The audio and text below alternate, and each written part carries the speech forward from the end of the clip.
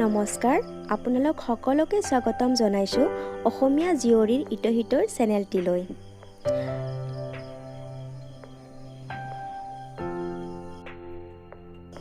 আজি মই আপোনালোকলৈ লৈ আনিছোঁ ঘৰতেনো কেনেদৰে ঘি বনাব পাৰি। এয়া হৈছে ঘৰত বনোৱা ঘি আৰু এয়া হৈছে আদাৰ সৈতে বনোৱা ঘিৰ লকৰি। বলকচোন কেনেকৈনো বনাইছোঁ আপোনালোকক দেখাওঁ। এয়া হৈছে দৈ গাখীৰৰ একেবাৰে ওপৰৰ অংশৰ পৰা ওলোৱা কেইবাদিন ধৰি জমা কৰি ৰখা দৈ গাখীৰৰ সৰ। দৈ গাখীৰৰ সৰখিনি কেৰাহী এটাত গৰম হ'বলৈ দিছোঁ। এয়া উতল আহি আছে আৰু আপোনালোকে মন কৰিব যাতে কেৰাহীত লাগি নাযায় সেইবাবে হেতাখনেৰে এনেদৰে লাৰি থাকিব। গেছটো মিডিয়াম ফ্লেমত ৰাখিছোঁ আৰু হেতাখনেৰে এনেদৰে লাৰি আছোঁ। এয়া চাওক লাহে লাহে ঘি ওপৰলৈ উঠি আহিছে।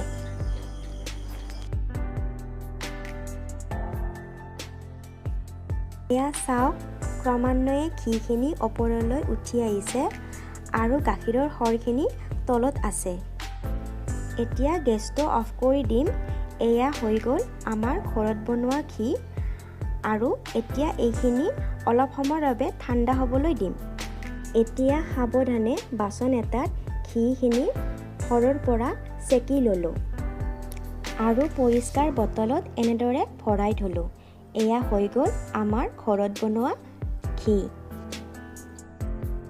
আকৌ গেছটো অন কৰিলোঁ আৰু ৰৈ যোৱা সৰখিনি কেৰাহীত বহাই দি হেতাখনেৰে লাৰি আছোঁ।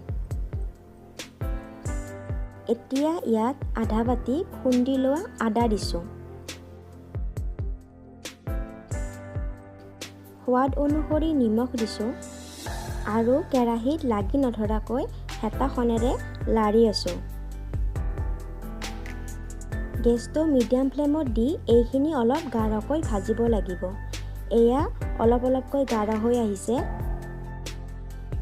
গাঢ়কৈ ভাজিলেহে ইয়াৰ সোৱাদটো বাঢ়ি যায়। এয়া আমাৰ প্ৰায় হ'লেই। এতিয়া গেছটো অফ কৰি দিম আৰু এইখিনি নমাই থৈ দিম। এয়া ঘিৰ সৈতে আদাৰ লকৰি। ইয়াক গৰমে গৰমে ভাতৰ লগত পৰিৱেশন কৰক। হৈ গ'ল ঘিৰ ৰেচিপি। আপোনালোকে যদি ৰেচিপি দুটা চাই ভাল পাইছে তেনেহ'লে প্লিজ লাইক কৰিব, শ্বেয়াৰ কৰিব, কমেণ্ট কৰিব আৰু মোৰ চেনেলটি ছাবস্ক্ৰাইব কৰিব। শেষত আপোনালোকক সকলোকে অশেষ ধন্যবাদ।